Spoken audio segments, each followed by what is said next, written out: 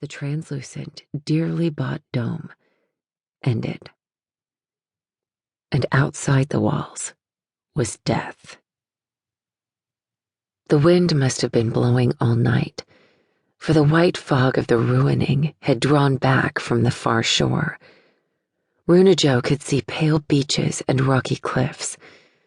She could see the green of moss and the spreading branches of trees. The ruining was deadly only to humans.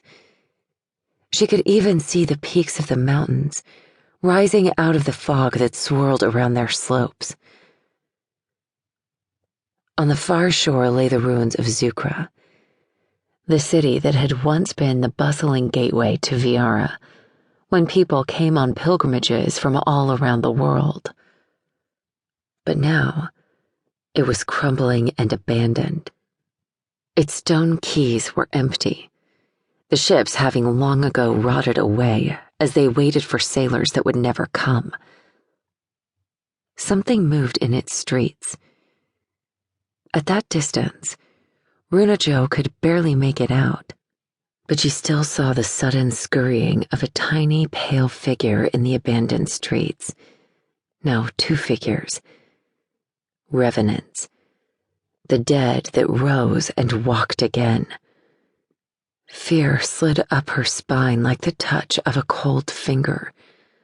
Her heart pounded, but she refused to let herself look away. So she watched the two tiny figures scramble down the street until they turned a corner and disappeared. Runajo let out a shaky sigh. The ruining was more than the white fog that killed every person it touched. It had changed the nature of death.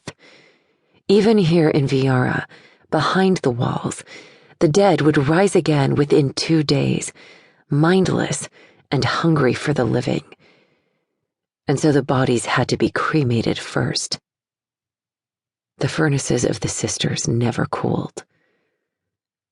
Outside the walls, there was nobody left to burn the dead. In the early years of the ruining, revenants had crowded the far shore, hungering for the beating hearts inside Viyara. But over the past century, they had slowly wandered away. After all, they had a whole world to walk. That, Runajo believed, was why sisters sometimes threw themselves down from the tower. Because standing up here, they had to see what everyone pretended wasn't true. That death had already won. That Viyara's walls hardly made a difference. That in the end, nobody survived. It didn't bother Runajo. She couldn't pretend she was going to live forever. Not after the years she spent helplessly watching her parents die.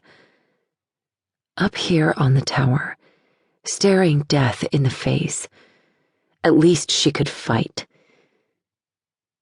At the center of the tower's roof was a round hole, about as wide as Runajo was tall. Out of the hole, rising up from a shaft that plunged deeper than the height of the tower, down into the heart of the cloister, grew the wall. Here, near the base, it looked like 7 columns of tiny, faintly glowing bubbles pressed together into a ring. Overhead, it became transparent as it spread out in a vast dome that covered the city, the island, and part of the water. Gently, Runajo leaned forward, taking a breath through her nose. The surface of the wall hummed against her lips, then swirled into her mouth. It was lighter than water, thicker than air. It hummed and almost sang against her tongue. It had a bright mineral taste, like the scent of sunlight on clean, hot stone.